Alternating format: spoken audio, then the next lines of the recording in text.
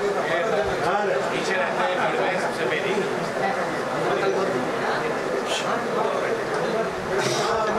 स्वागत करता हूँ as a president progressive foundation of human rights. और सबसे पहले इस प्रोग्राम की शुरुआत में करना चाहूँगा आप लोग इंडिविजुअल तालियों के साथ, क्योंकि कारण क्या है कि आप लोग बहुत देर से बैठे हैं, प्यार कर रहे हैं। और ये बड़ा अच्छा लगता है कि सिनेमा हॉल के अंदर भी 20 आदमी मिलते। पहले था कि मनोरंजन के लिए दुनिया जाती है, लेकिन समाज के लिए, क्योंकि ये जो प्रोग्राम हो रहा है आप लोगों को मैं बता दूं, it's a global war in beat plastic pollution world environment day 5 June progressive foundation of human rights के द्वारा आयोजित हुआ है और ये NIC के द्वारा प्रायोजित हुआ है। और इसका मतलब मैं थोड़ा सिंपल पर कोई हेडेक नहीं है इस प्रोग्राम में। It's a very clear program. ये आपको मनोरंजन के साथ साथ एक जिम्मेदारी का एहसास भी कराएगा।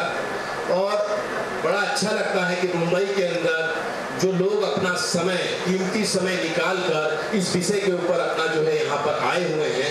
कारण क्या है कि हम अगर समाज से अलग नहीं हैं और समाज के लिए कोई विषय होता है, समाज के थोड़े समय के लिए याद दिलाता है, तो उस मंच पर मैं आप सब लोगों का बहुत बहुत हार्दिक अभिनंदन करता हूँ।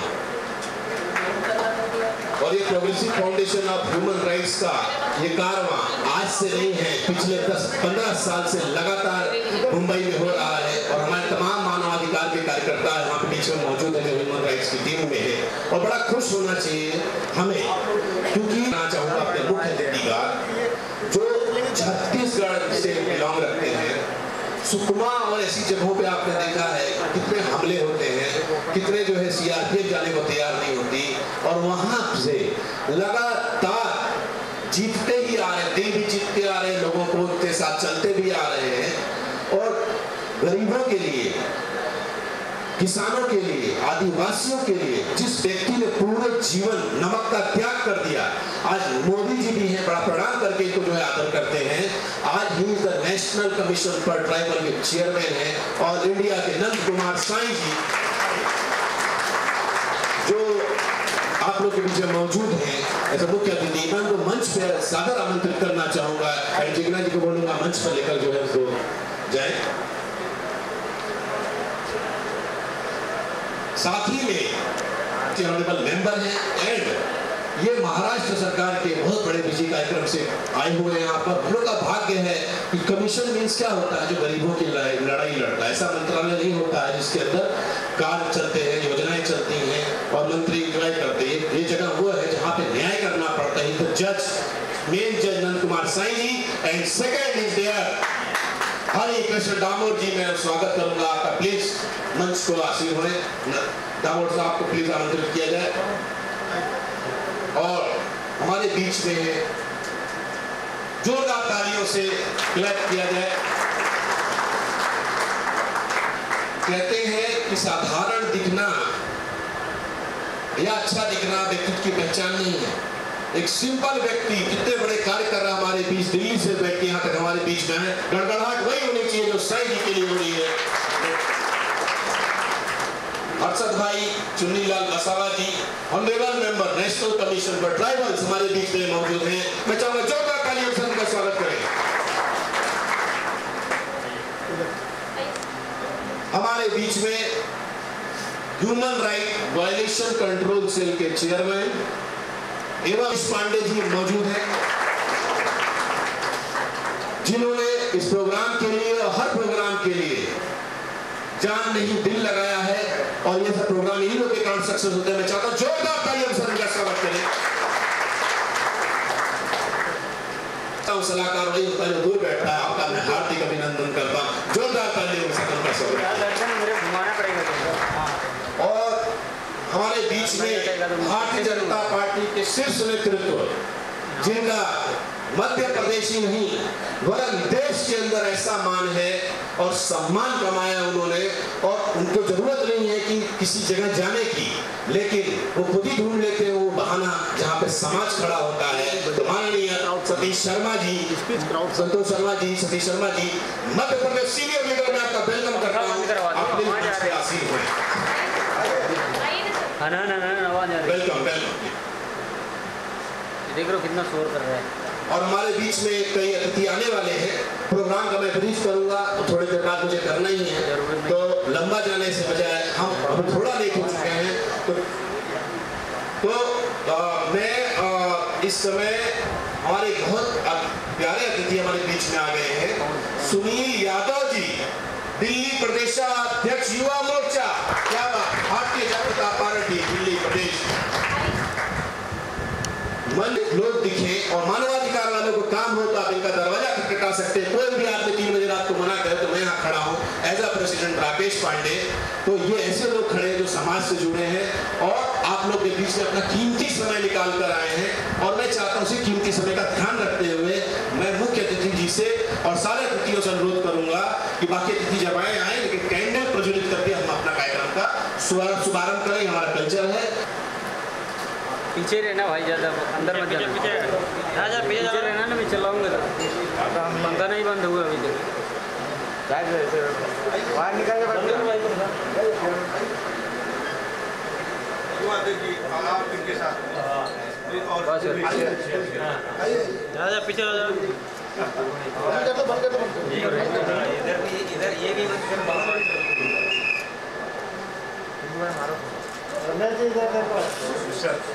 इधर सामने यस सामने यहाँ पे सर।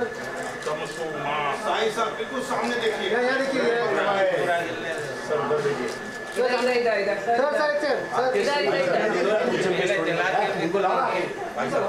तुम वहाँ क्या कर रहे हो? आगे अरे आगे सर।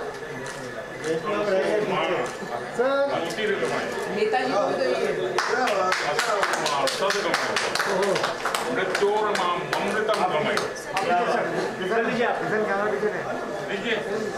एक और लगाइए, आप लगाइए।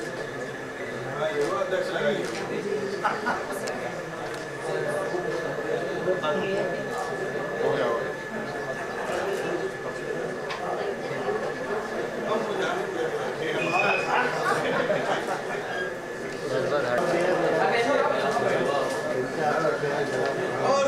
राहुल रॉय जी, अरे पीछे आओ ना थोड़ा, ये आशिकी के लिए पीछे आओ ना सर, पीछे आओ ना, पीछे।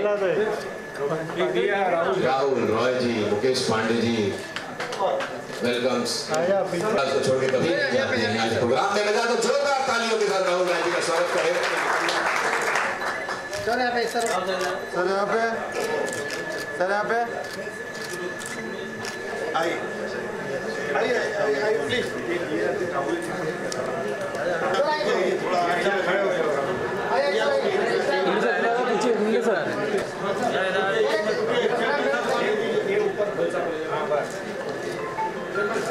ये राहुल भाई के पास, राहुल जी इधर देखिए, राहुल सर इधर चेयरमैन साहब, आप भी ऐसी कैंडल राहुल सर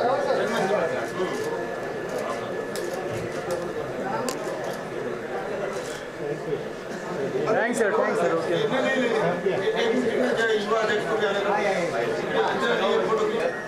आइए आप भी आइए Sana. Okay sir. Important leader इनको दे दीजिए।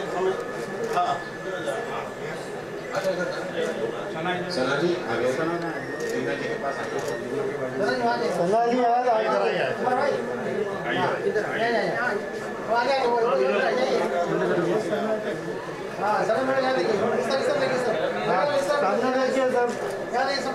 यहाँ पे देखिए, यहाँ पे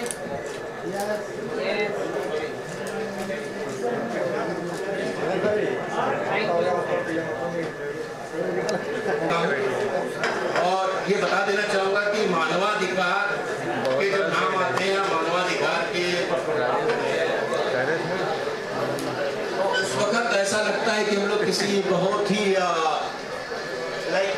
सीरियस प्रोग्राम के लिए जो है हम लोग आमंत्रित हैं, कोई सीरियस कॉजेस होने जा रहे हैं, लेकिन यहाँ ऐसा कुछ नहीं है। प्रोग्रेसिव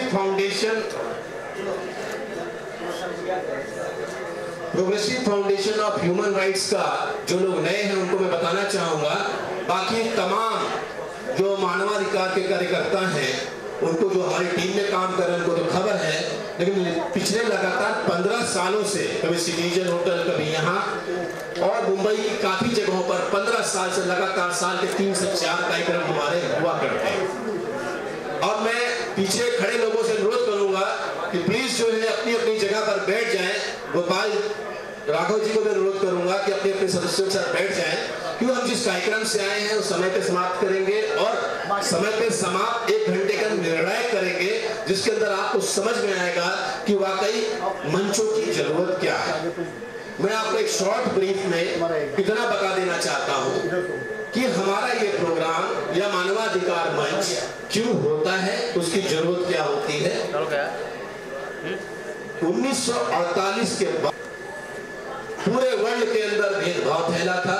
एक कंट्री एक दूसरे कंट्री को मार रही थी, मानव जीवन का लगातार हनन हो रहा था, शिक्षा, स्वास्थ्य, चिकित्सा जैसी लड़ाइयां पूरे वर्ल्ड में चल रही थी और अकेले सरकार संभाल नहीं पाती थी। तो पहले भारतीय राष्ट्रीय मानवाधिकार यूएनओ, यूनाइटेड नेशंस, उसका गठन हुआ। उसके बाद कई साल लग गए, 1992 में भारतीय मानवाधिकार आयोग का गठन हुआ। लेकिन सरकार ने देखा कि अकेले हुए काम नहीं कर सकती, ना ही समाज सेवा का इतना बड़ा क्षेत्र को अकेले कवर कर सकती, तो एनजीओ को लाइसेंस दिए गए। तब से 1992 के बाद जो एनजीओ की शुरुआत हुई।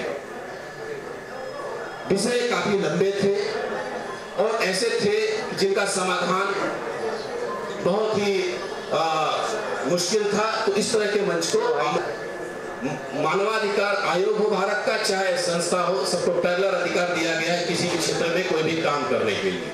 मैं पहले आप लोगों को ये बताना चाहूंगा, इस मंच पर जितने लोग भी आ रहे हैं, बड़ा समय निकाल कर आ रहे हैं।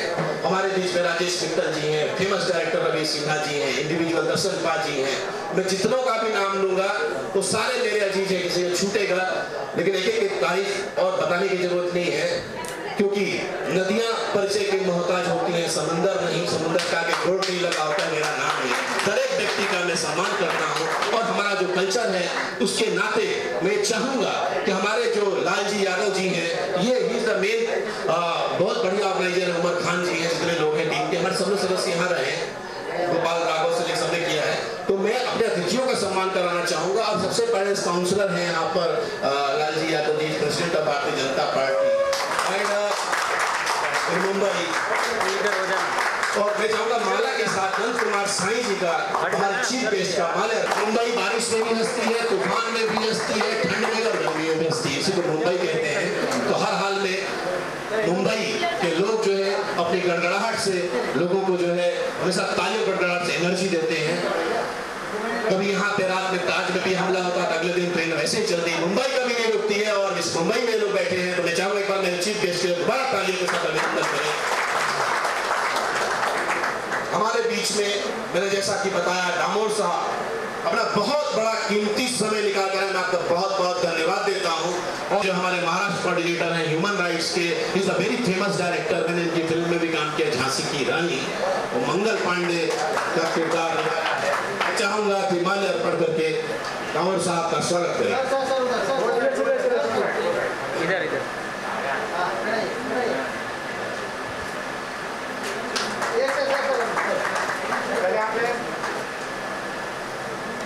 हमारे ऑनरेबल मेंबर एनसीएसटी के जो हमारे बीच में मौजूद हैं, मैं गोपाल राघव से कहूंगा माल्य अर्पण करके जो है उनका अभिनंदन करें। Gopal Raghav senior human rights. Shri Satyadev Sharma ji कितना दूर, मुझे माला दीजिए, मैं चाहूंगा उनका स्वागत करना। सत्यदेव शर्मा जी किधर है? Yes yes yes. सब लोग का अभिनंदन के साथ साथ में कार्यक्रम में शुरू करता हूँ। साथ ही में हमारे साथ सतीश शर्मा जी हैं, भारतीय जनता पार्टी का वो चेहरा है मध्य प्रदेश की और देश की वो आवाज है जिन्होंने समय निकाला हमारे बीच में। मैं film star Nikita Soni from Gujarat, मैं उनसे अनुरोध करूंगा कि शर्मा जी का मान अर्पण करके स्वागत करें। इस very senior heroine of the Gujarat.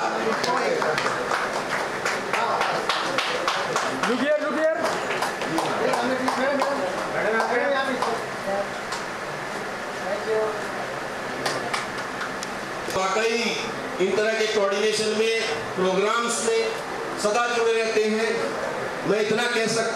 Rahul Gandhi से लेकर देश के जितने युवा नेता हैं सब बहुत अच्छे हैं, लेकिन अगर आप बैठे हैं रात को 3 या 4 बजे किसी गांधी का फोन न उठे तो मुकेश पांडे आ रही है, लोक जनशक्ति पार्टी राष्ट्रीय महासचिव, national human right violation control cell chairman, जिनका मैं हार्दिक दिल से अभिनंदन करता हूँ। Ravi Sinha ji, famous director of the Bhojpuri film, मैं उनको आमंत्रित करना चाहूंगा। भोजपुरी डाउन से लेकर तमाम फिल्मों को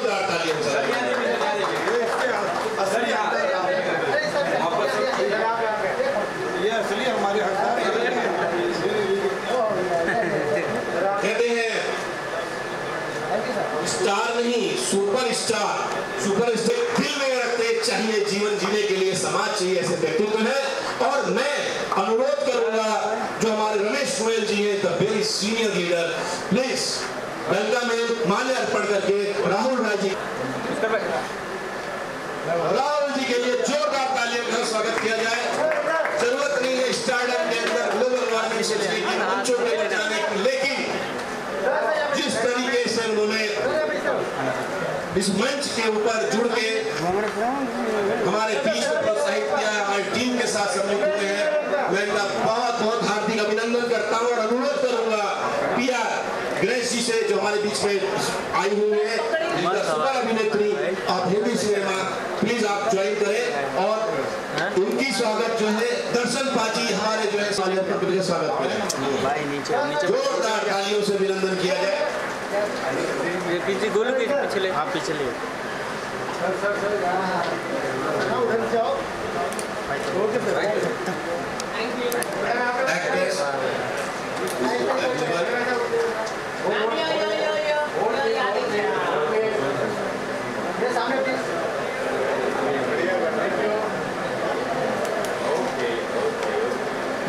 थैंक यू। बीच में आए हुए उनका स्वागत जो है मैं चाहता हूँ कि हमारे बीच में खड़े हुए यादव जी जो है, आइए आप, जो हमारे काउंसलर भी रहे हैं, यहाँ पर निर्दलीय जीत जाते हैं, खड़े रहे सांता क्रूज से, अभी के साथ अभिनंदन किया जाए। धन्यवाद।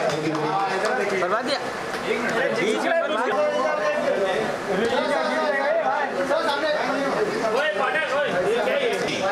और फिल्म इंडस्ट्री की जान होते हैं यहाँ के डायरेक्टर्स, कैमरामैन और जो लोग बड़े बड़े क्रिएटिव काम करते हैं, जिनको कभी चेहरा नहीं दिखाना होता है, सिर्फ काम करके आपको सृष्टि दिखाना होता है, ऐसी एडवर्टाइजिंग के एजेंसी के बहुत बड़े दिग्गज रोनी हुसैन जी हमारे बीच में बैठे हुए हैं। मैं चाहूंगा जोरदार तालियों के साथ इनका अभिनंदन किया जाए। और मैं अनुरोध करूंगा उमर खान से, जो हमारे जो इधर सबके सामने, अरे भाई उनका इन हाउस है यार, पीछे हो जाओ यार थोड़ा, जीतू पीछे हो जाए। उसमें 1-2 अतिथि आने वाले हैं। मैं प्रोग्राम को शुरू करते हुए मैं आप लोगों को इतना कहना चाहूंगा, member of Bharatiya Janata party जो हमारे बीच में मौजूद है, मैं चाहूंगा जोरदार तालियों का स्वागत करना, हर के सिंह से अनुरोध करूंगा माल्य अर्पण करके के स्वागत करेंगे। पांडे जी का इधर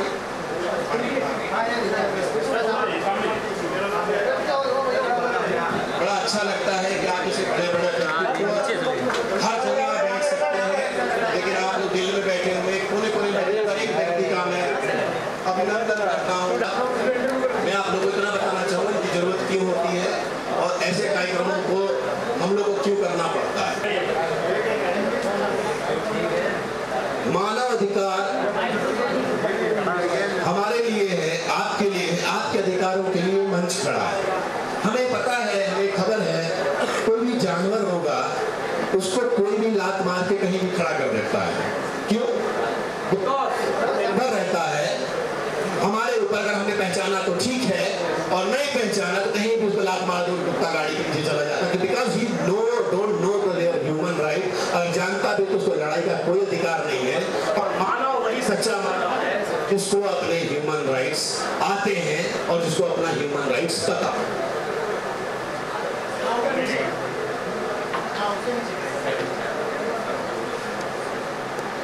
हमारे पीछे बड़े बड़े लीडर बैठे हैं, हमारे बीच में दिल्ली के बड़े सीनियर लीडर सुनील यादव जी बैठे हैं, सब लोग आए हुए हैं। लगता है क्या इस मंचों की जरूरत क्या है और क्यों जो है इस तरह के जो है मंच जो है आयोजित होते हैं, और क्या लगता है जो यहाँ बोर्ड लगा है।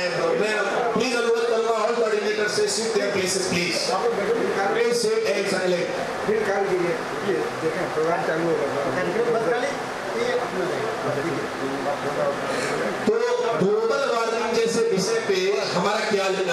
सीधा काम करते हैं और एक इनके जैसे लोग होते हैं आके समाज में जब खड़े होते तो हमें जागरूक करते हैं।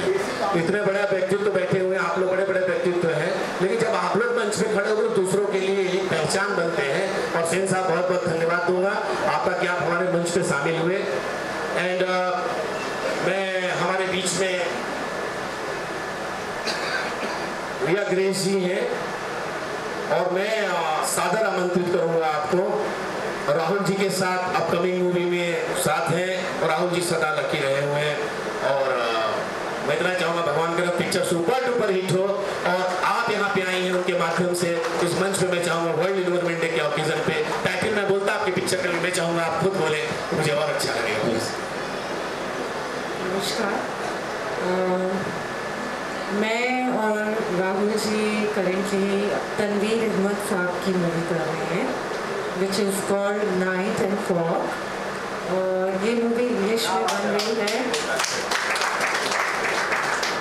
ये मूवी इंग्लिश में बन रही है, फ्रेंच में डब होगी। और तनवीर अहमद साहब जी को तो वैसे भी कोई इंट्रोडक्शन की ज़रूरत नहीं है, उन्होंने काफ़ी सारी अच्छी मूवीज़ दी हैं हमारी इंडस्ट्री को। मुझे बहुत खुशी है कि मैं राहुल जी के साथ स्क्रीन स्पेस शेयर कर रही हूँ, बिकॉज ये एक अपने सुपरस्टार का असली मतलब क्या होता है वो असली में इस हीरो ने देखा है। और the Aashiqui boy, Aashiqui man, आप जो भी कहें, ये सही मायने में रियल लाइफ में भी एक सुपरस्टार है। और इनको ये मैं बोलती भी हूँ, सुपरस्टार ही बोलती हूँ मैं इनको। अब आते हैं ग्लोबल वार्मिंग के टॉपिक पे, which is currently very important thing for all of us.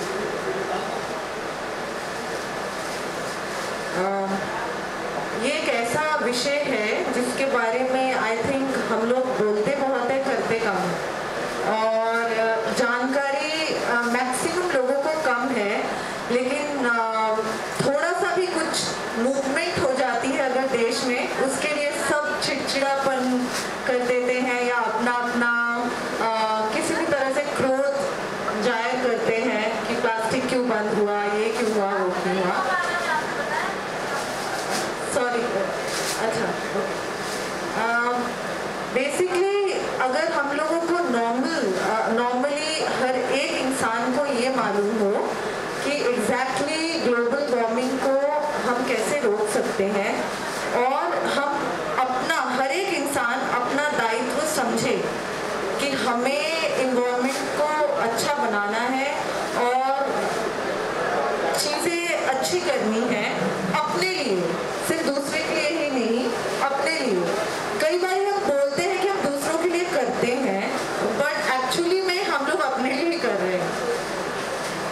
तो ग्लोबल वार्मिंग के विषय में यही बोलना चाहूँगी कि कुछ एक मूवमेंट लाना चाहिए हम सबको मिलके, और बेसिक नॉलेज होना बहुत ज़रूरी है। जैसे कि सर यहाँ पे थे अभी और उन्होंने बोला हम लोगों को एसी के बारे में, प्लास्टिक के बारे में और वगैरह वगैरह चीज़ें हैं हमारे डेली यूज़ में, जो कि बहुत इम्पोर्टेंट है हमें उसके बारे में जानकारी रखना। And we all should come forward, this would be a great movement कि अगर हम लोग सिर्फ दूसरे देश ही नहीं, हम एज एन इंडियन इसका अपने देश के लिए आगे आएँ और इस पर काम करें पूरी तरह से अपने लिए। तो I am sure we will make difference in the world और लोग हमें सीरियस लेना शुरू कर देंगे। लोग ये नहीं सोचेंगे कि हम लोग सिर्फ कचरा गिराते हुए जाते हैं, जो कि आज की डेट में हम लोग कहीं भी जाए तो लोग समझते हैं कि इंडियंस हैं तो बुरा मत मानिएगा, हम लोग सिर्फ कचरा गिराते हैं, कचरा साफ नहीं करना आता। तो वैसा थे, बाकी मैं आप सबका आभार जाहिर करती हूँ कि आपने मुझे यहाँ पे आमंत्रित किया। धन्यवाद आप सबका। Thank you.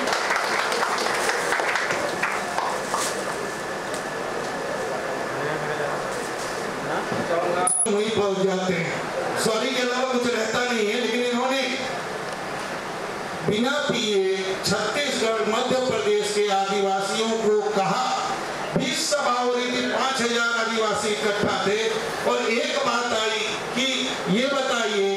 इन्होंने कहा भाई तुम शराब क्यों नहीं छोड़ते हो, तो भाई आप क्या छोड़ सकते हैं? इन्होंने कहा मैं आजीवन जो है नमक का त्याग करूंगा और तुम शराब छोड़ के दिखाओ। इन्होंने तो इन्होंने नमक छोड़ दिया, लेकिन अभी आदिवासी कुछ शराब पीते हैं, ये शराब की खासियत है।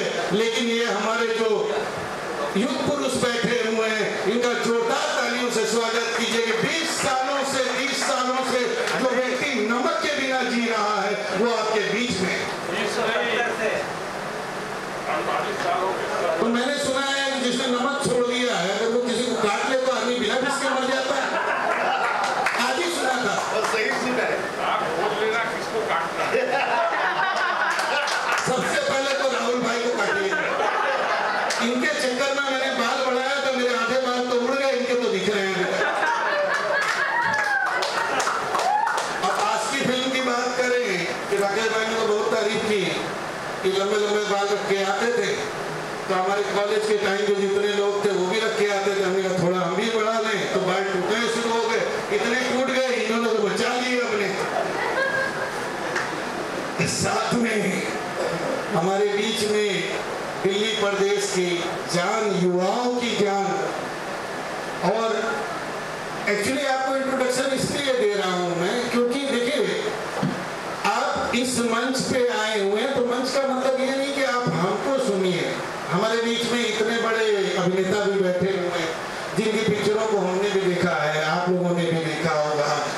शर्मा साहब हमारे बीच में बैठे हैं जिन्होंने सपूत पिक्चर बनाई थी।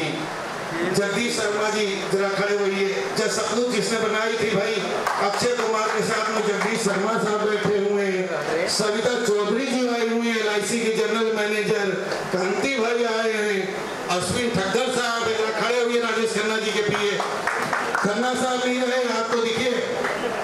तो सवाल ये है कि एक्चुअली होगा, और एक्चुअली क्या आपका इंट्रोडक्शन नहीं होगा। आप दिल्ली जाएंगे तो आप कहेंगे पांडे जी कहाँ हैं? पांडे जी तो रात को 3 बजे दरवाजा तोड़ देंगे, लेकिन भैया अगर उससे पहले दरवाजा खुल जाए तो हमारे सारे गणमान्य अतिथि बैठे हुए, इनसे मिलिए, परिचय दीजिए, नंबर लीजिए, और अगर फिर नहीं खुलता है तब बताइएगा, मैं आपके लिए दरवाजा तोड़ दूंगा, ये मैं आपको आश्वस्त करूंगा।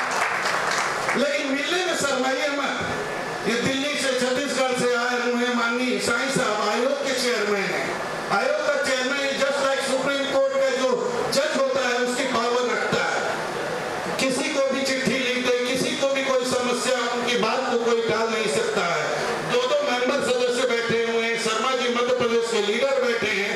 दिल्ली आप आए, आपको कोई छेड़ दे, आपको कोई परेशानी कर रही है, तो युवा अध्यक्ष हमारे पास सुनील यादव जी बैठे हुए, 500-5000 लोग इनके पास में। अगर आप इनसे नहीं मिलेंगे तो मुझसे नहीं मिल सकते हैं, लेकिन अगर मैं यहाँ ले आया हूँ तो ये आपका अधिकार है।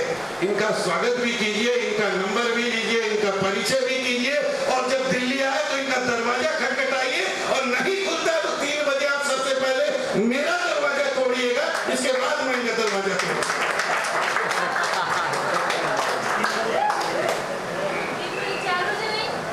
नहीं, सो जाता हूँ उस वक्त में, उस टाइम सुनने के लिए भी चाहिए ना। देखिए पर्यावरण दिवस है,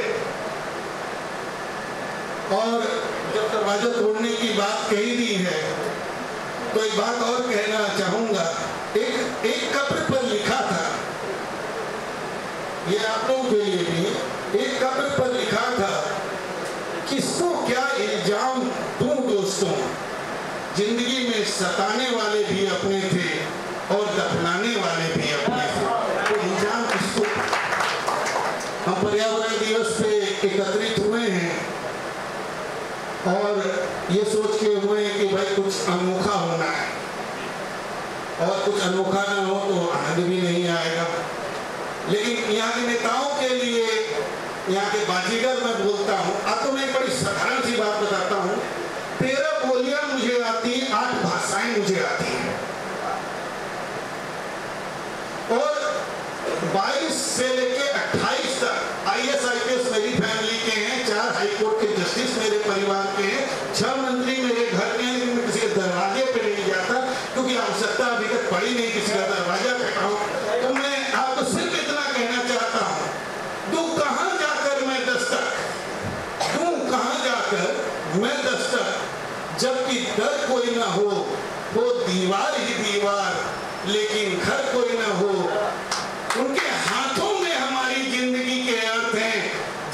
एहसासों के मरने का असर न हो, किस किस को देगा तू अपनी बेगुनाही का सबूत, जहां आंखें हो लेकिन नजर कोई ना हो। पूरी सृष्टि मेरी है। मैंने आपको बताया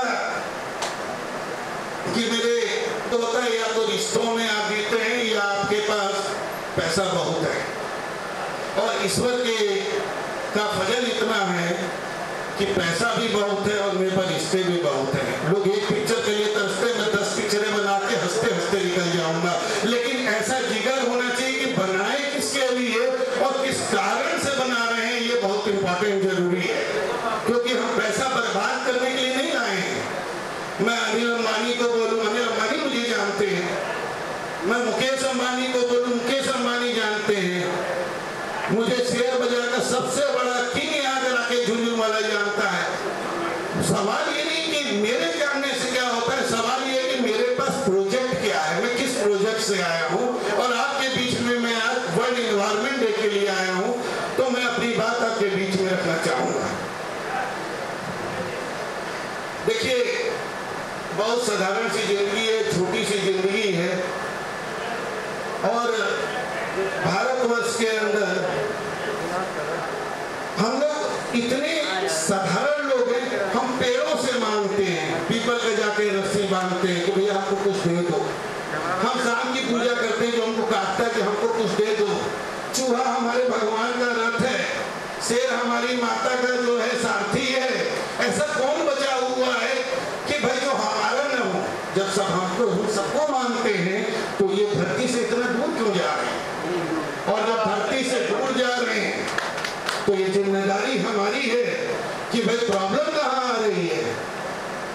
अभी युवा अध्यक्ष हमारे सुनील यादव जी ने बोला कि भाई हम पॉलिथीन डाल देते हैं। एक और बात को मैं एक ऐसी घटना बता रहा हूँ, शायद मैं बताने से पहले शेयर करना नहीं चाह रहा था, मैंने बहुत गंभीरता सोचा रहा हूँ, भाई बड़ा ध्यान से सुनिएगा। राकेश भाई ने पैडमैन का जिक्र किया, बहुत गंभीरता से बात है। मैडम सुनो, बड़ा गंभीर है, आगे बैठी हुई सुंदरी महिला सुनिए। अभी 15 दिन पहले की बात है, मेरी बात रोते हुए कहीं मैं बेटी को कैसे समझाऊं कि डेटा सिवा लिटरली क्राइम। तो मैंने कहा यार इतना बड़ा क्या इशू है, पैडमैन पिक्चर दिखा दो, कहीं शुरुआत तो हो, छुप के क्यों दे रहे हैं? एक हिम्मत चाहिए कि कैसे निकला जाता है। लोग कहते हैं कॉन्डोम से प्रॉब्लम हो रही है, अरे कॉन्डोम से क्या प्रॉब्लम हो रही है? HIV एड्स से जितनी बड़ी प्रॉब्लम है, क्या कॉन्डोम 2 रुपए खरीदने में प्रॉब्लम हो रही है? करने से पहले सोचिए। और अगर आप इतनी बड़ी बीमारी हो जाएगी तो भैया अच्छा प्रिकॉशन ले लीजिए ना। इतना डरते हैं तो घर से निकलते क्यों हैं? ये बहुत दुनिया सामान्य जीवन की तरह चलती है। आपको मैं एक साधारण सी बात करना चाहूंगा। देखिए, आज वर्ल्ड एनवायरनमेंट डे का दिवस है। इमली के पेड़, जामुन के पेड़, गुलर के पेड़, सहतूत के पेड़, बरहर के पेड़, अशोक के पेड़, अर्जुन के पेड़, शीशम के पेड़। शाहरुख खान तो सबने सुना होगा, सलमान खान सुना होगा, राहुल राय सुना होगा, मगर मैं आपको दावा देता हूँ मेरे बच्चे ने तो ये नाम नहीं सुना है। अगर आने वाली पीढ़ी को अगर ये आवाज सुनाई देगी तो वर्ल्ड एनवायरनमेंट डे मनाने की जरूरत नहीं पड़ेगी।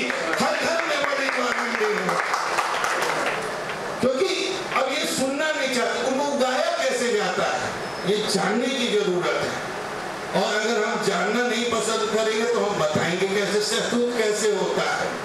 अमेरिका से आया हुआ फल उनको अच्छा लगता है, कीवी खा लीजिए। अरे घर का सहतूत तो बागान का खा के देखो, सहतूत में कितनी पावर है। और जो यहाँ मर्द बैठे हुए हैं, मैं आपको बताऊं इसमें से 30% ऐसे होंगे जो दुबई का खजूर खाते हैं कि यार पावर आ जाए। बड़ा विचित्र, मैं गया दुबई तो मुझको 4 डिब्बा दिया गया कि भाई खजूर खा लीजिए। मैंने कहा इससे क्या होगा? कह रहे बस खा के देखिए, बड़ा आनंद आएगा। तो मैंने बगल वाले से पूछा तो कहा भाई लाइफ बड़ी अच्छी हो गई है, लेकिन मैंने कहा जो वृक्ष हमारे यहाँ और उसका कोई सेवन नहीं कर रहा है, और दुबई खजूर खाने की क्या जरूरत है? अगर आप अपनी आदतों को सुधार लेंगे तो खजूर की जरूरत नहीं है। माचो मैन तो आप वैसे ही बन जाएंगे, अंडरवियर पहनने की क्या जरूरत है आपको? आपको सबसे बड़ी बात मुंबई के अंदर शायद एक बात नहीं पता होगी, और साईं साहब आपका ध्यान आकृष्ट करना चाहूंगा।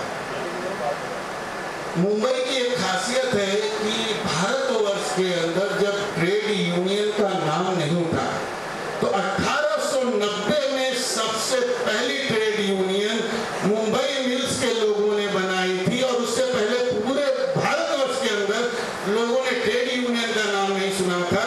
और उससे जितने अधिकारों की, श्रमिक के अधिकारों की बात थी, वहीं से स्टार्ट हुई है। आपको पता होगा 1890 के अंदर सबसे पहले ट्रेड यूनियन का निर्माण मुंबई के अंदर हुआ था।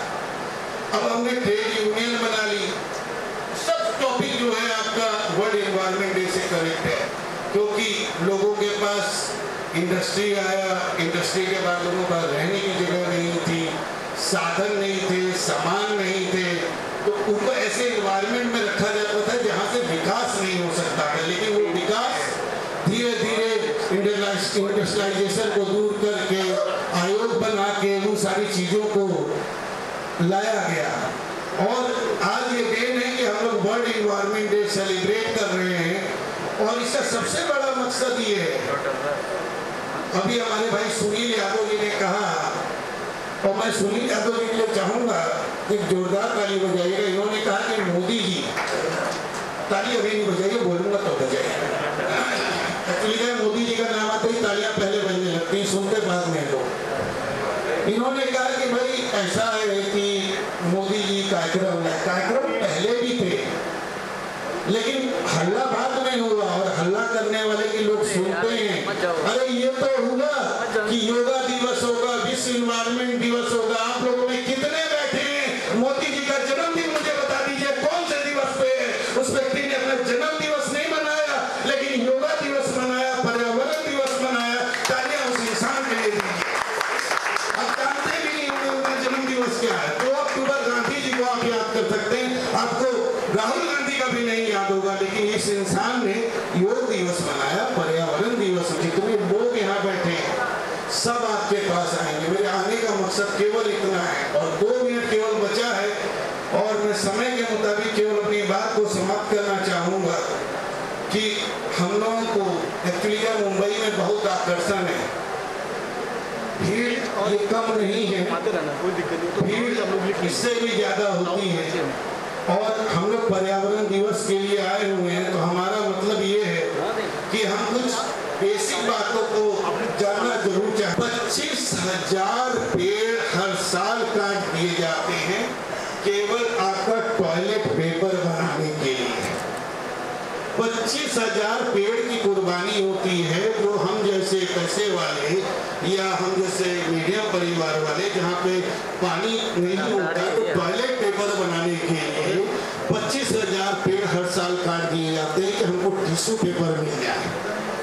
3600 रुपए प्रति टन प्लास्टिक कचरे से कमाता है यूरोप का यूनियन, और 5 मिलियन टन तेल करीब हर साल नदियों और समुद्र के अंदर बहाया जाता है। उसमें 5 मिलियन टन तेल बहाया जाता है। तो आप अंदाजा लगाइए कि जो उसके अंदर जो मछली रह रही है, जो जीवन रह रहा है, उसका जीवन कैसे रहेगा। इन्होंने तो कूलर लगा दिया, आपको हवा दिख रही है, लेकिन जो बोल नहीं सकते प्राणी उनके पास है। तो मेरा मुद्दा केवल इतना है कि सवाल ये नहीं है कि जो पौधा केवल पैसा देता है उसे अपने घर में लगाइए। मनी प्लांट की सबको आवश्यकता होती है, पंडित की सबको आवश्यकता होती है। जो पौधा पैसा देता है उसको लगाने के बजाय जो जीवन देता है, चाहे वो नीम का वृक्ष हो, पीपल का वृक्ष हो, आम का वृक्ष हो, उसको लगाइए। क्योंकि आने वाली संतानों को पैसा नहीं, जीवन चाहिए, और जीवन दे देंगे तो हमारा ये कार्यक्रम सफल हो जाएगा। इन्हीं बातों के साथ मैं अपनी बात को समाप्त करता हूँ। धन्यवाद।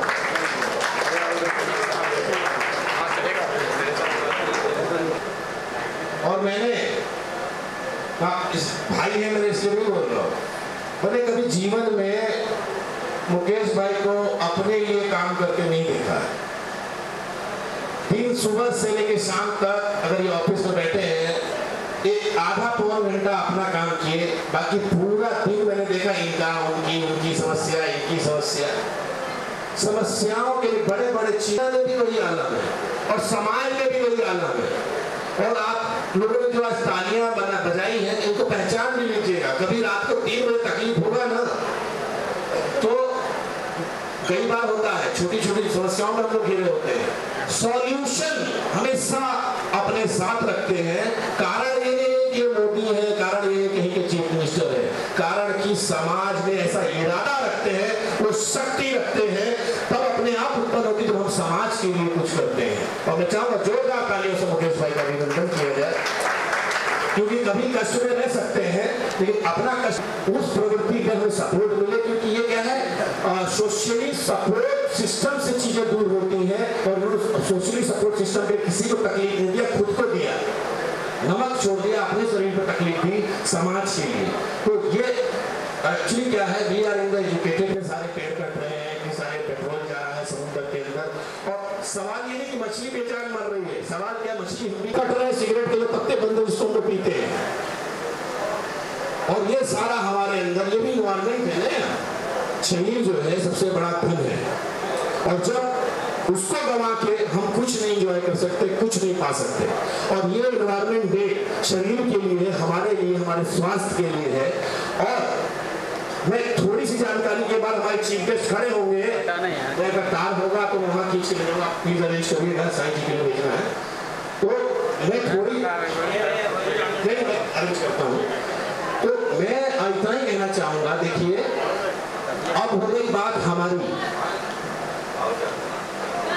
है, सर कहीं नहीं जा रहे हैं भाई, उनको कम से कम टॉयलेट तो जाने दीजिए, आप लोग बैठिए आराम से, कहीं नहीं जा रहे हैं, आ रहे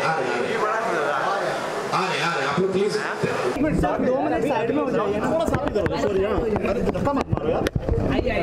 चाहूंगा ये जो वर्ल्ड इन्वायरमेंट डे पे ये जो प्रेस कॉन्फ्रेंस है, क्या कहते हैं कि आज के दौर में इन्वायरमेंट को लेकर कितना जागरूक होना चाहिए और कितने जागरूक हैं लोग? देखिए, जागरूक तो बहुत पहले हो जाना चाहिए था जहाँ तक एनवायरनमेंट के बारे में है, क्योंकि ये कहना कि अर्थ इज डाइंग बहुत ही ट्रिवियल साउंड करता है। The earth is suffering very very badly. जहाँ से भी विश्व से आप देखते हो कि ये कैटास्ट्रॉफी हो रहा है, वो कैटास्ट्रॉफी हो रहा है, ग्लोबल वार्मिंग हो रही है, और ये इंडिकेशन सालों से चल रहा है, कई पहले से चल रहा है, लेकिन हम लोगों की विचारधारा हमेशा रही है कि कुछ ना कुछ सुझाव हो जाएगा, कुछ ना कुछ कर लेंगे। आई थिंक मैंने यहाँ पे पहले भी कहा है कि in all religions, in all understanding, earth has been considered mother earth, माँ का दर्जा दिया है। एंड आई थिंक कहीं ना कहीं unfortunately we have been selfish, we have been arrogant, और हमारी विचारधारा ही बहुत ही गलत हुई है। एंड अनटिल एंड अनलेस हम लोग अपनी विचारधारा thinking we don't change, we are killing mother earth, we are killing the earth, so we have to change that. Sir, आप हो गया और भी कई सेलिब्रिटीज जो हैं, उनके लिए कितनी बड़ी रिस्पॉन्सिबिलिटी है अवेयरनेस क्रिएट करना? और ये आई थिंक दिस इज, ये बहुत ही ट्रिवियल सोच है कि सेलिब्रिटीज़ की जिम्मेदारी है। इट इज़ अ जिम्मेदारी of every, I think it's a जिम्मेदारी of every citizen, of every person that is living of this earth. It's not a celebrities जिम्मेदारी ओनली। सेलिब्रिटी तो ठीक है, वो जाते हैं, एंडोर्स करते हैं, बोलते हैं, but I think to take care of your mother is not a celebrities जिम्मेदारी, इट इज जिम्मेदारी of every damn citizen, of every damn person. It is not celebrity all the time. I think that is trivializing this whole issue too much by saying everything celebrity has to do, sports celebrity has to do, to look after the planet, to look after your mother. I think these are basic things that everybody should be doing it. It's not just the celebrity, and I think this is an onus and a responsibility, मेरा ख्याल से, that every person should share and should take it seriously. They should not be putting it only that, oh, celebrity should be doing it, government should be doing it. do we, when we are taking care of our parents in our house, do we take a sanction from the government? Do we ask Shah Rukh Khan or Salman Khan how to look after our parents? Nobody does that. So take care of the, Mother Earth the way you are supposed to be looking after her, with the basic things at least. Na? वो करोगे, I think everything should slowly get back on track, hopefully. Sir, you are coming with a very interesting project. उसके बारे में जानना चाहूँगा कौन से project और कब तक आने वाले हैं वो पर्दे पे? I am doing currently a film called Night and Fog. That is an English film with Tanveer Ahmed. It's a very different kind of a film. When I say different, it truly is. It's a film which is about a director and his struggle to make a film. कितने प्योली करते हैं. Then there is a film called Rehbar, which is a family drama with a college background about a principal who stands upright to fight for the rights of students. Then there is Gayatri, about a father who adopts a differently abled girl. एक भूल हो जाती है उस father से and the girl goes away. There are 6 films. There's Welcome to Russia, there is To Be or Not to Be. All these films are being ready. So I'm hoping कि some of these films जैसे जैसे release हो रही हैं, each of these films when they are released, that वापस धीरे धीरे लोगों के दिल में वो प्यार जागृत करूंगा, लोगों के साथ वापस आ जाऊंगा. सर आज का एक मुद्दा है अभी लगातार सर, मुद्दों पे लोगों के नाम आते जाएंगे, जाते रहेंगे. टिल देयर इज नो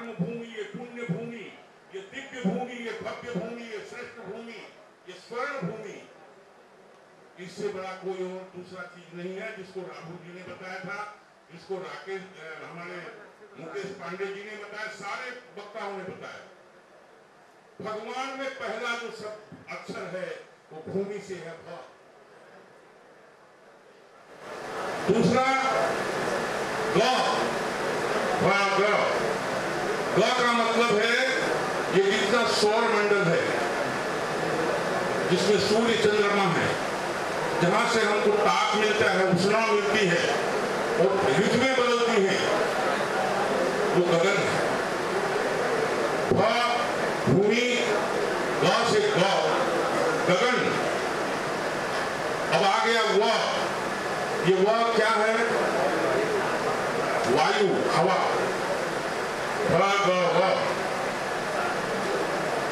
हवा के बिना आदमी एक क्षण जीवित नहीं रह सकता. उसके में एक और खड़ी लकीर लगेगा भगवा. वो अ का मतलब है अग्नि. सबके शरीर में उष्मा अगर नहीं होगी तो आदमी जी नहीं सकता. जब व्यक्ति का अंतिम समय आता है तो देखें आप, मैंने गर्मी है कि नहीं, बोले ठंडा हो गया, खत्म. अग्नि भगवा हो गया. और आखिरी बचा है नौ. नौ का मतलब नीर, पानी. ये जो 5 तत्व हैं यही भगवान, पृथ्वी, जल, वायु, अग्नि और आकाश. और ये ग्लोबल वार्मिंग डे में सबसे बड़ा संकट आ गया है. यही 5 चीजों से आपका शरीर का निर्माण है. यही 5 से ये संपूर्ण ब्रह्मांड का सृष्टि का निर्माण हुआ है. और यही चीजों को हम लोग, जिस पर हमारा शरीर अवलंबित है, उसी को चौपट करने में लगे. ये पृथ्वी, ये ब्रह्मांड अगर बचाना है, हमको स्वयं को जीवित रहना है, तो इन्हें पूरा ठीक तरह से इनको शुद्ध रखना पड़ेगा. कामर साहब बता रहे थे कि दिल्ली में सांस लेना मुश्किल है.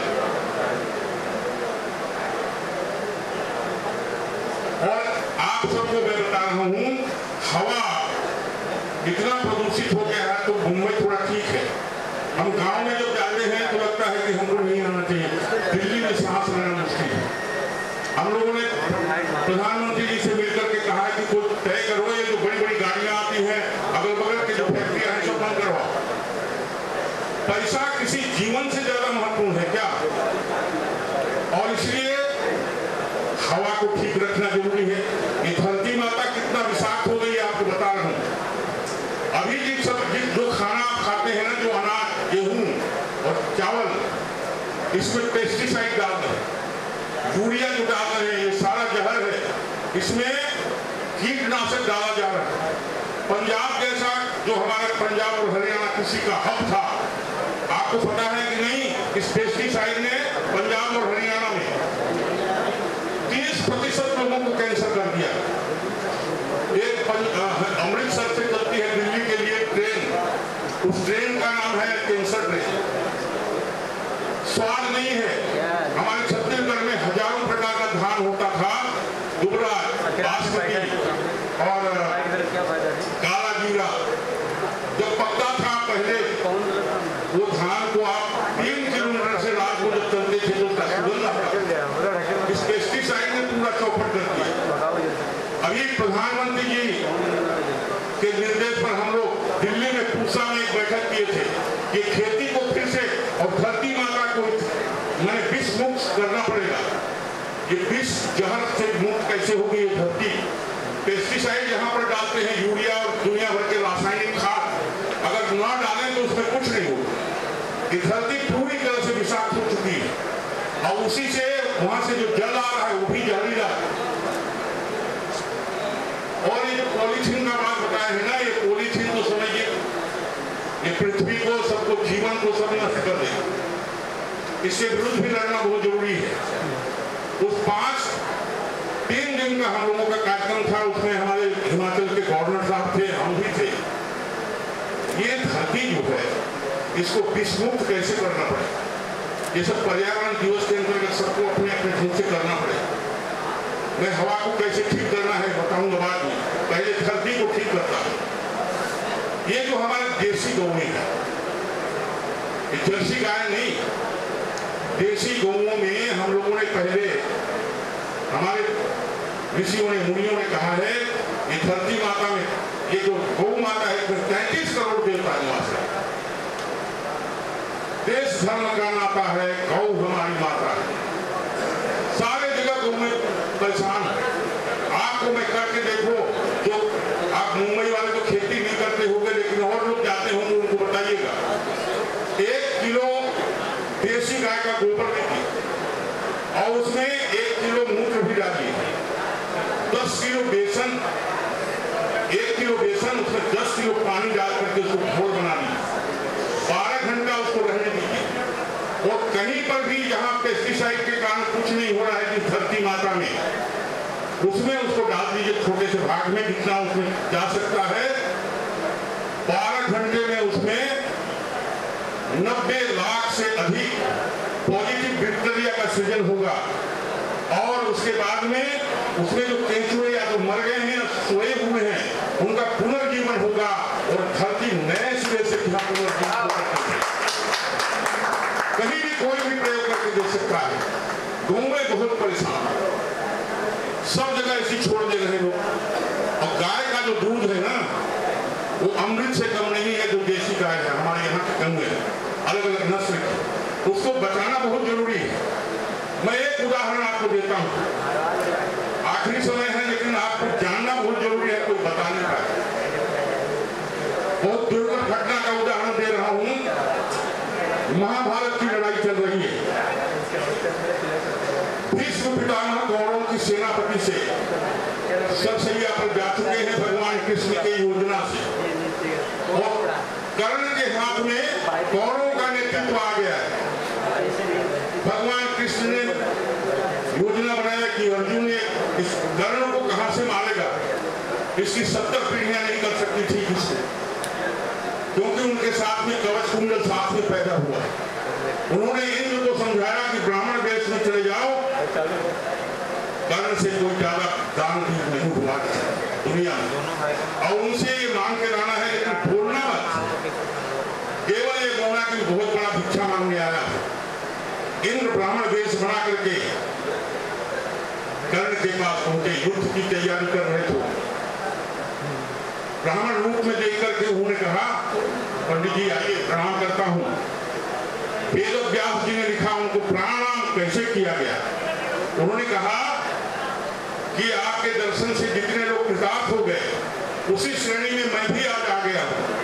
और जो कर्ण, जिनका पैर बड़े बड़े महाराजाओं के मणिमुकुट से रंगा हुआ है, किंतु जिसका मस्तक श्रेष्ठ ब्राह्मणों की पवित्र चरण धूलि से पवित्र हुआ है, ऐसा कर्ण मैं आपको प्रणाम करता हूँ। यातः कृतार्थ कर्णम महमद्य लोके राजेंद्र मौलिहि मणिरंजित पाद पद्मः विप्रेंद्र पाद रजसाद पवित्र मौलिहि कर्णो भवंतम हरे नमस्कार।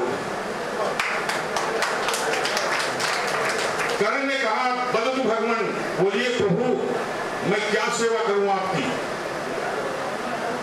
भगवान कृष्ण ने समझाया था, गधे बोलना मत, कोई चीज मांग मत देना, सारा मामला चौपट कर दोगे। एक ही बात करना कि मैं कुछ मांगने आया। इंद्र रूपी ब्राह्मण वेशधारी उस युग पुरुष ने कहा, महत्तराम भिक्षा में आते, संस्कृत में, मैं बहुत बड़ी भिक्षा मांगने आया। और कृष्ण ने समझाया था, उसके बाद मौन हो जाना, वो खुद बताए, बहुत बड़ी भिक्षा मांगने आया हूं। तो कर्ण ने कहा, सुनो ब्राह्मण देवता, पूरे विश्व के अंतर्गत कितने बड़े महाराजा हो, राजा हो, बादशाह हो, इससे बड़ा संपत्ति उनके पास नहीं होगा कोई भी। दुनिया की जो सबसे श्रेष्ठ वस्तु है वो मैं आपको देना चाहता हूं, आपकी अगर रुचि हो। उन्होंने कहा, जिसके दूध साक्षात अमृत है और जो श्रेष्ठ लोगों को बहुत प्रिय है, जिसके पीने से युवा विनम्र और बलवान हो जाते हैं, और जिनका दूध बछड़ों के द्वारा भरपेट पीने के बाद दूधा गया है, और जिनके सींग सोने से मढ़े हुए हैं, ऐसी मैं 1000 गौ देना चाहता हूं, गाय देना चाहता हूं। संस्कृत का रूप देखिए, वेद व्यास जी ने क्या लिखा। दुर्भाग्य है कि मेरे आने वाली पीढ़ी को भी संस्कृत में कैसे पढ़ाऊंगा। अगर संस्कृत में जीन जानेंगे, आपका संस्कार, आपका परिष्कार दोनों सुधर जाए। इसको करना बहुत जरूरी है। मेरे वाराणसी में मैंने इसका पहल शुरू कर दिया है।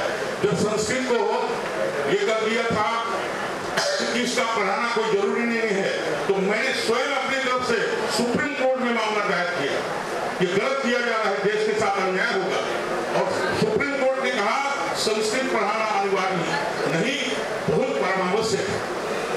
मैं बता रहा हूं कर्ण ने क्या कहा, गुणवत अमृत कर पिछीर धारा विदर्शी, तुझवर रुचितम ते तृप्तवत सानुयात्रम, तरुणम अधिकमर्थिकार्षणीयम पवित्रम, विहित कनक सिंहम गोसहस्रम ददा। उन्होंने कह दिया, नहीं शामिल कर, मैं नहीं चाहता हूं। ये पूरी कहानी महाभारत का भी समय रहेगा तो मैं आपको सुनाऊंगा, लेकिन उसके लिए अभी समय नहीं है। मैं इस बताने ये उदाहरण इसलिए दिया कि गौ कितना महत्वपूर्ण है, उसका मैंने एक छोटा सा उदाहरण आपको बताया।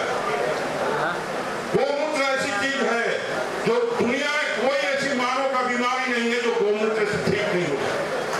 दुर्भाग्य है कि हमारे लोगों को पता नहीं, ये बताना है। और गौ की रक्षा करना भी बहुत जरूरी है। मैं बता रहा था, ये पृथ्वी ठीक हो जाए, हवा कैसे हो। हवा को आप देखिए, दिल्ली का, हमारे यहाँ तो रायगढ़ में इतने कारखाने खोल, सांस लेना मुश्किल है। अभी एक जगह कोल निकालने के लिए एक जन सुनवाई रख दिया गया, जिसमें 26-27 गांव को डिस्प्लेस करना है ट्राइबल का। लोगों ने मेरे पास कहा कि भैया ये गड़बड़ हो जाएगा, यहाँ पहले से ही इतना प्रदूषण है, हवा सांस लेना मुश्किल है, और कोल निकालने लगेंगे तो यहाँ तो आदमी रह ही नहीं पाएगा। 2 मार्च को मैंने एक सुनवाई रख दिया, वहां पर हमारा पूरा कमीशन रायगढ़ पहुंचा, छत्तीसगढ़ में। कलेक्टर के हमने बैठक बुलवाया, पहले तो लोग आए गए 10,000 लोग। बोले अगर हवा इतना खराब हो चुका है, मैंने वहां के जो मेडिकल ऑफिसर है उनको बुलवाया, 3 सेक्रेटरी को बुलवाया और पूछा कि ये दूसरा जरूरी क्यों है भाई, ये पहले जो यहाँ एनवायरनमेंट इतना खराब है, इतना हवा प्रदूषित हो गया, इसमें क्या क्या बीमारी हुई है ये आप हमें बता दो।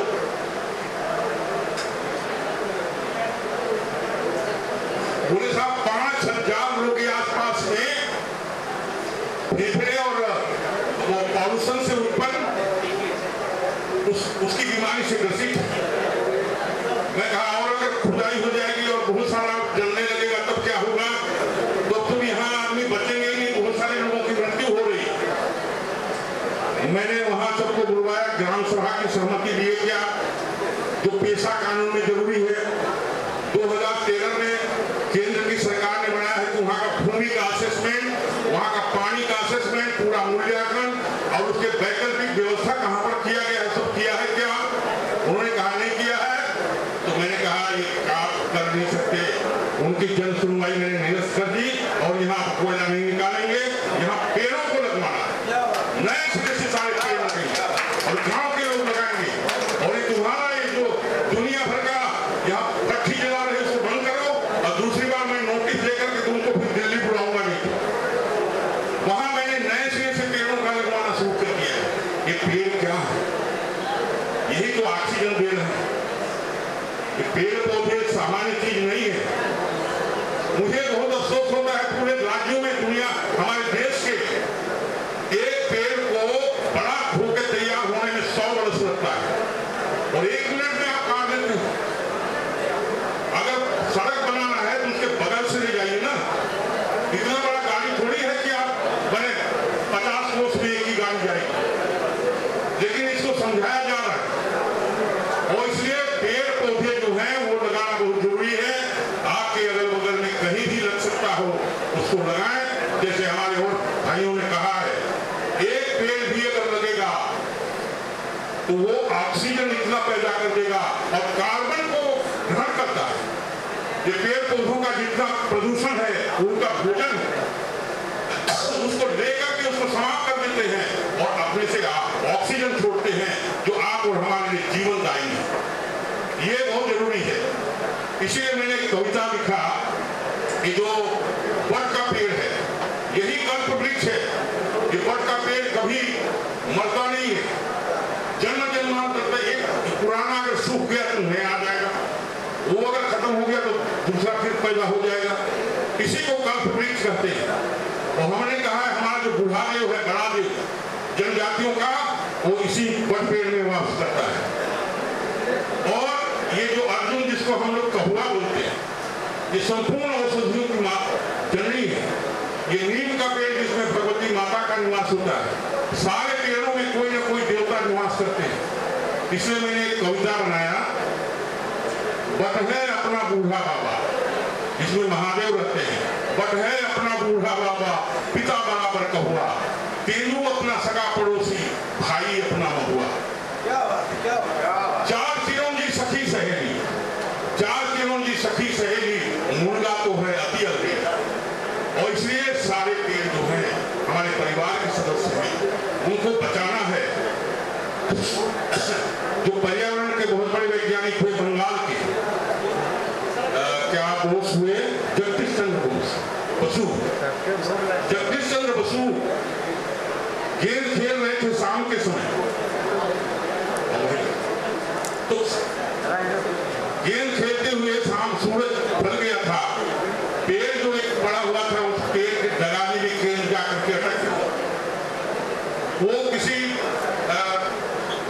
लट्ठी से उसको निकालने लगे तो माता ने मना कर दिया, बेटा पेड़ सो गए हैं, अभी इनको डिस्टर्ब मत करो, कल सवेरे निकालो। उन्होंने विचार किया कि पेड़ सोते जागते हैं क्या। तो जगदीश चंद्र बसु विश्व के सबसे बड़े पर्यावरणवादी हुए और उन्होंने पेड़ों पर इतना अनुसंधान किया, बड़े बड़े ग्रंथ लिखे। और इसलिए पेड़ जो है ये हमें लगाना बहुत जरूरी है। कि नदियां क्या हो रही हैं, जल, गंगा जी तो हर एक साथ सरकार, मैं 2 बात कहूंगा, एक तो हम अपने लोगों के लिए और दूसरी सरकारों के लिए। गंगा जी कैसे हो रही है? गंगा जी के लिए हम लोग जब स्नान करने जाते हैं मंत्र पढ़ते हैं, गंगे जमुने चैव गोदावरी सरस्वती और नर्मदे सिंधु कावेरी जलेऽस्मिन् सन्निधिं अवंती मथुरा काशी मंत्रिका पूरी द्वारावती चैव सप्तैके मोक्षदायिका। ये गंगा जी प्रदूषित क्यों हो गई? इतना बाढ़ बनाते हैं, ये असल में तरीका सही नहीं है। जंगलों को बचा के रखिए, हर साल पूरी वर्षा होगी। सैकड़ों बांध बनाते हैं गंगा जी। अगर गंगा जी को या किसी भी नदी को आप रोक देंगे वो प्रदूषित हो जाए। और उसको खाली कुछ कचरा उठा के कुछ ऐसा करके फोटो खिंचवाने से साफ नहीं होता। नदी वेगे न शुद्ध की, इसका श्लोक है, नदी वेगे, नदी में अगर प्रवाह होगा तो अपने आप सब कचरा को हटा करके शुद्ध कर दे। इसलिए नदियों को इस तरह का करना बहुत अच्छा नहीं है।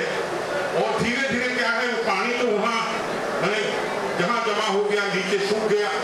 अगर 100 आप आपने बांध बना दिया नीचे तक, कैसे वो शुद्ध होगा? पानी बिकने लगा। कभी आप बहुत पुराने लोगों से पूछना चाहता हूँ, कभी सोचते थे क्या पानी खरीद के पीना पड़ेगा? ये सारा जगह बहुत बड़ा उद्योग हो गया है, और उसमें प्लास्टिक में जो बिक रहा है ना, वो भी सही नहीं है। इसलिए नदियों को भी कैसे ठीक करें? अगल बगल में आपकी छोटी नदी है, ऊपर में क्या करते हैं, जो हमारा देवभूमि है, वो छोटा छोटा बांध बनाते हैं पहाड़ के ऊपर, वृक्षों के पेड़ों के ऊपर, और वहां पर जैसे ही वो पानी रुकता है, वर्षा का पानी, वो धीरे धीरे धीरे करके वो धीरे से उतरता है। अभी जो इतना तूफान आ रहा है, हवा चल रही है, वो एक ही कारण है कि आपके पेड़ पौधे नहीं है, वो रोक नहीं रहे। पानी अगर आ रहा है तो तेजी से बह जा रहा है, उसके कारण बड़ा नुकसान हो रहा है। तो जंगलों को बचाना, पेड़ों को बचाना, हवा को ठीक करना और आसमान को शुद्ध करना, ये सारा बहुत जरूरी है। इसी से हमारी और आपकी रक्षा होगी। मैं इसमें कई घंटा भाषण दे सकता हूं, लेकिन आप सबसे मेरा निवेदन है कि अब मैं अपनी बात समाप्त करता हूं, क्योंकि मुझे भी सवेरे की पहली फ्लाइट से जाना है। हम सब लोग मिलकर सरकारें अपना काम करेंगी, लेकिन ये जो और पूरे दुनिया में ग्लोबल वार्मिंग से सब लोग परेशान हैं, क्योंकि पृथ्वी गर्म हो रही है, आकाश गर्म हो रहा है, और इसके कारण संपूर्ण दुनिया की विश्व मानवता संकट में पड़ गया है। इसलिए सारे विश्व भर में आज पर्यावरण दिवस मना करके पेड़ों की सुरक्षा का काम, और हवा को कैसे शुद्ध किया जाए, जल को और नदियों को कैसे सुंदर और अत्यधिक स्वच्छ कैसे बनाया जाए, इस पर बड़ी चिंता हो रही है। और बहुत अच्छी बात है कि राकेश पांडे जी और उनके मित्रों ने यहाँ पर्यावरण दिवस पर, ग्लोबल वार्मिंग पर एक विचार गोष्ठी रखा, और इसमें सब लोगों ने अपना विचार रखा। हम उम्मीद करते हैं कि जितने लोग इसमें भाग लिए हैं, वो सारे लोग अपने अपने घर के आसपास में वायु को कैसे शुद्ध किया जाए, पानी कैसे स्वच्छ किया जा सकता है, और पानी को कैसे बचाया जा सकता है, अनावश्यक खर्च न हो, और जमीन को भी कैसे शुद्ध किया जा सकता है, ऐसी सारी बातों को लेकर के व्यक्तिगत रूप से हम सब लोग प्रयत्न करेंगे, और इस आयोजन को सफल बनाएंगे अपने अपने प्रयत्नों से। और इसलिए हम समझते हैं आप सब लोग भी आए हैं, और इस पर्यावरण दिवस में अपना बहुमूल्य समय दे करके आप सब भी इन्हीं विचारों का प्रचार करके एक एक व्यक्ति इस पर्यावरण को शुद्ध करने के लिए, वातावरण को ठीक करने के लिए, पृथ्वी माता को स्वच्छ बनाने के लिए, पानी को स्वच्छ करने के लिए, आकाश को स्वच्छ बनाने के लिए आप सब लोगों के साथ मिलकर के हम लोग प्रयत्न करेंगे, और देश को और दुनिया को एक नए पर्यावरण का उपहार देंगे।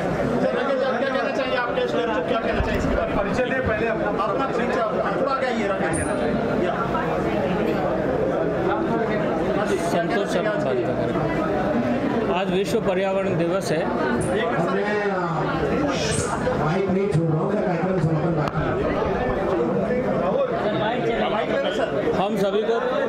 हम सभी को पर्यावरण के लिए सचेत रहना होगा, और एक संदेश देना पड़ेगा, और चिंतन करना पड़ेगा कि इस पर्यावरण को कैसे सुरक्षित रखा जाए, और हम इसमें कैसे योगदान दे सकते हैं।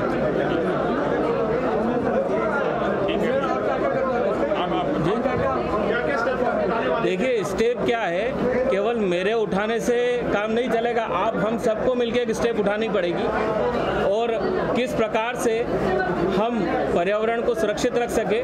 मेरा कर्तव्य नहीं है, आपका भी कर्तव्य है, क्योंकि पर्यावरण आपका है, मेरा है, सबका है। तो सबको ये कदम उठाना पड़ेगा ताकि हम इस पर्यावरण को बचा सके, और ग्लोबल वार्मिंग से जो विश्व लड़ रहा है उसको हम वापस से, उसको हम फिर से संतुलित कर सकें। क्या मैसेज देना चाहिए आप, क्या संदेश देना चाहेंगे, क्या होगा? देखिए, पर्यावरण पे संदेश ये है कि पर्यावरण हमारा है।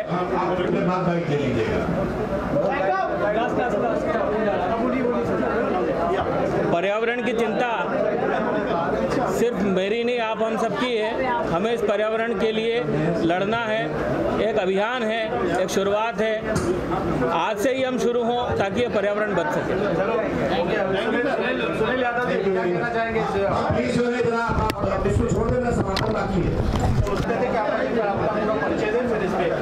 मेरा नाम सुनील यादव है, मैं यूथ प्रेसिडेंट हूँ बीजेपी दिल्ली का, भारतीय जनता पार्टी युवा मोर्चा दिल्ली का मैं अध्यक्ष हूँ।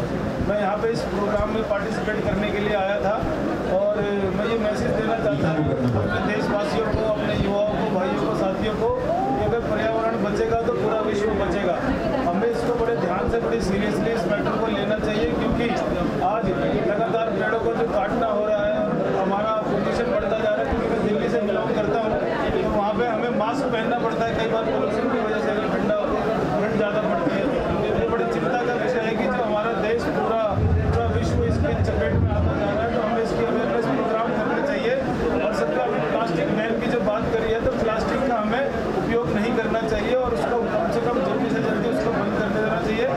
खुद भी इसको पालन करना चाहिए और लोगों को भी बताना चाहिए।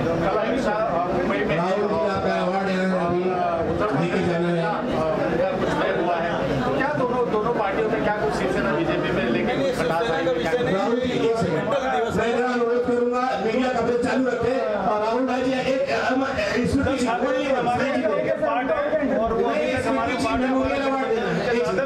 सही जी अनुरोध है कि राहुल जी को अमर शहीद स्मृति चिन्ह प्लीज अनुरोध है कृपया प्रदान करें।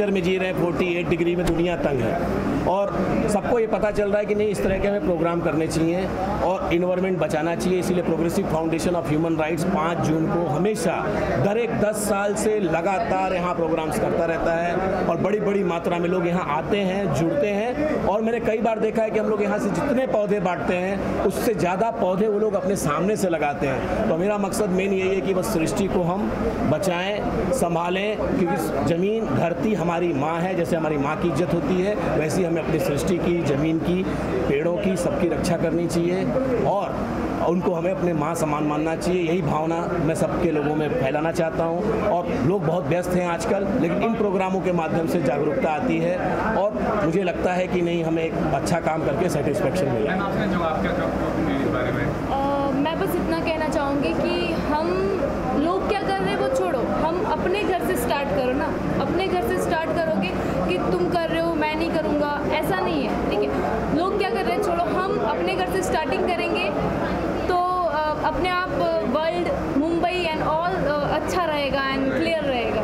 और ये भी कहना चाहूँगा कि सेलिब्रिटी हैं आप, मतलब फिल्मों में काम करते हैं, तो बड़ी जिम्मेदारी होती है क्योंकि लोग आपको फॉलो करते हैं, आपको देखते हैं, आपको फॉलो करते हैं, आपके स्टाइल को या आपकी बातों को।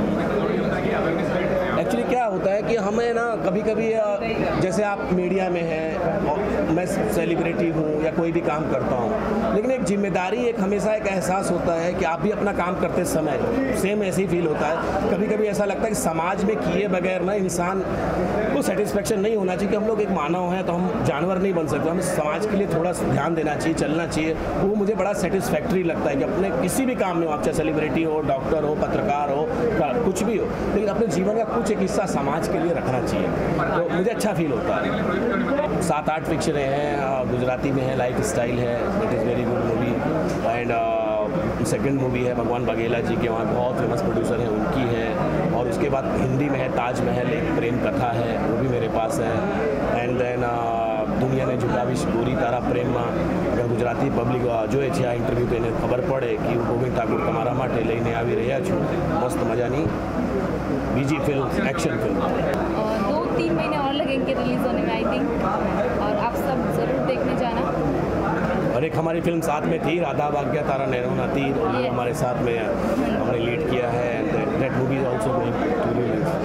तो काफी बीजेपी के नेता यहाँ पर पहुंचे थे, क्या हाँ चल हाँ एक्चुअली क्या है ना, जो लोग सत्ता में वही परिवर्तन ला सकते हैं और जिम्मेदारी भी उन्हीं की है। तो हमारा यही मकसद होता है। यहाँ पर तो खैर अलग अलग पार्टियों सब तरफ से लोग आते हैं और इसका मकसद ये होता है जो पावर में हो वही परिवर्तन में भागीदार बन सकता है। तो और मंच के अलावा भी और भी लोग थे उसमें, जो कमीशन से भी थे, उसमें एक फिल्म लाइन से भी थे, राहुल जी थे, उनके साथ एक अभिनेत्री भी थी। तो सब लोग का समावेश हमने किया है और हमारे मंच के सामने बहुत सारे लोग बैठे थे जितने मतलब बहुत ही डिफरेंट एडवोकेट्स थे इसके अंदर, कोई फिल्म लाइन से था, कई जर्नलिस्ट थे। और सबसे बड़ी खुशी की बात है आप जैसे मीडिया मित्र भी आज से जो लाइक बड़े उत्साह के साथ आप लोगों ने कवर किया है। और क्योंकि मीडिया है तो हम हैं यार, चौथा स्तंभ है ये, तो स्तंभ बना रहेगा ना तो सृष्टि बचेगी, आपके द्वारा प्रचार होगा, अच्छी चीज़ें होंगी। क्योंकि आखिरकार लोगों तक पहुंचाने की जिम्मेदारी तो आप लोगों की है और जितना आप लोग पहुंचाओगे तो उतना और कामयाब होंगे, क्योंकि यहाँ जो नहीं हुआ वो आगे आपकी जिम्मेदारी है। तो मैं आप लोगों को बहुत बहुत धन्यवाद दूंगा कि आप लोगों ने इतना खुल के कोऑपरेट किया। थैंक यू सो मच हमारे कठिन सवालों को जवाब देने। कठिन कहाँ है सर, क्या कुछ कहना चाहेंगे? क्या कुछ कहना चाहेंगे सबसे प्रथम progressive foundation of human right जो विश्व पर्यावरण दिवस के ऊपर ये कार्यक्रम मना रही है, इसके लिए progressive foundation of human right के अध्यक्ष राकेश पांडे जी, उनके भाई मुकेश पांडे, संतोष पांडे जी और पूरे टीम को मैं बहुत बहुत बधाई देता हूं। और ये पर्यावरण दिवस आज 5 जून को मनाया जा रहा है, जिससे ये प्लास्टिक बैन के महाराष्ट्र सरकार ने प्लास्टिक बैन किया है, सभी लोगों को उसका सहयोग देना चाहिए और अपने लोगों को, हमारे लोगों को, देशवासियों को वृक्ष लगाना चाहिए। जो भविष्य में वृक्ष हमको छांव देता है, हमारे परिवार को आगे चल के वो फायदा होता है, जिसमें पर्यावरण के लिए लिए अगर हमको नुकसान से बचाना है तो वृक्षारोपण करना चाहिए। मैं आप लोगों के सामने ये प्रण लेता हूँ progression foundation of human right की तरफ से कि मैं 1 साल के अंदर 100 वृक्ष लगाऊंगा। उसका फोटो लेके फेसबुक और व्हाट्सएप पे मैं उसको प्रूफ के तौर पे मैं दूंगा। और ये जो कार्यक्रम हुआ है इसके लिए मुझे भाई साहब ने जिम्मेदारी है मुंबई का इंचार्ज बोल के, उसके लिए मैं बहुत बहुत इनको धन्यवाद देता हूं और आभारी मानता हूं। और मैं पूरी कोशिश करूंगा कि जो उन्होंने मुझे जिम्मेदारी दी गई है उसको सफलतापूर्वक मैं निभा सकूं। धन्यवाद। आप चुनाव लड़े थे, जीते भी थे, लेकिन 5 साल आपको कुर्सी पे बैठने का मौका नहीं मिला, फिर से वापस आ रहा है, क्या वापस चुनाव लड़ेंगे वहीं से? मैं अभी भारतीय जनता पार्टी में महामंत्री उपाध्यक्ष और अभी मैं उत्तर भारतीय मोर्चा का जिला अध्यक्ष उत्तर मध्य मुंबई से। अगर मुझे संगठन और पार्टी जिम्मेदारी देती है तो मैं वो निभाऊंगा और जनता की सेवा करूंगा। क्या कुछ कारण रहा वो जीता हुआ सीट आपको वापस नहीं मिला, मतलब 5 साल लड़ाई में ही चले गया? क्या नहीं, वो कुछ तकनीकी कारण है। ऐसा है कि सरकार कांग्रेस की थी। अब तो 5 साल बीत गए, अब नहीं, सरकार कर दीजिए। सरकार कांग्रेस की थी, चंद्रकांत हिंडोरे साहब पालक मंत्री थे और वो कैंडिडेट उनका था।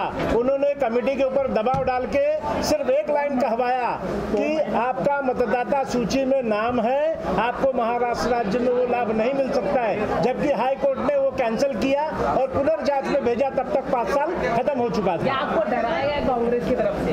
हाँ, धमकी दिया? धमकी दिया? धमकी नहीं दिया, कमेटी को धमकी दिया। कमेटी को धमकी दिया, मुझे नहीं धमकी दिया। तो कांग्रेस आपको लगता है सही सरकार है? नहीं, मैं कहाँ बोल रहा हूँ कांग्रेस सही सरकार है। कांग्रेस ने तो पिछले 55-60 सालों में कांग्रेस ने तो देश का नुकसान ही किया, फायदा कहाँ किया है। चलिए इधर आते हैं मैडम। सबसे पहले तो आप लोग का बहुत बहुत शुक्रिया और हाँ, पूरा परिचय दूंगी मैं आपको। मेरा नाम समायरा शेख है, मैं एक्टर हूँ, बॉम्बे से बिलोंग करती हूँ। और सबसे पहले तो मैं शुक्रिया राकेश जी का करूँगी जिन्होंने मुझे यहाँ पर आमंत्रित किया। और वैसे तो एक्चुअली आप लोगों को भी पता होगा अभी रमज़ान चालू है। रमज़ान में मेरा कोई आने का इरादा नहीं था, बट सिर्फ राकेश जी के लिए, और इन्होंने सही कहा था कि यहाँ पर आओगे तो कुछ सीख के जाओ। और मैंने बहुत राकेश जी आप क्या कहना चाहोगे? मैं कहूँगा सना, मैं ये चाह रहा था कि पेड़ एक उगाई की, मैं ये चाह रहा था कि 4 घंटे आपने लगातार स्पीच दिया। हाँ। कहाँ से लाते हो इतने एनर्जी? आप लोगों से, क्योंकि आप लोग भी 4 घंटे से खड़े हो और आप लोग भी मेहनत कर रहे हो और पब्लिक भी सुन रही है, और सामने झेलना वाला बड़ा मुश्किल होता है। लेकिन सवाल क्या है कि उन सबको पता है यार ये जो कॉज है ये हमारे लिए तो हो रहा है, तो आप लोगों ने भी लास्ट में पेशेंस ऐसे ही रखा। नहीं तो बड़े बड़े इंटरव्यू में वहाँ चाहे हमें नेता हो, यहाँ पे बड़े बड़े मुख्यमंत्री भी आप लोग छोड़ के चले जाते हो, तो आपको पता तो नहीं है रीज़न इन लोग का राइट है, तो लेट दैट कंप्लीट। तो ये प्रेरणा आप ही लोगों से मिलती है मुझे। चलिए,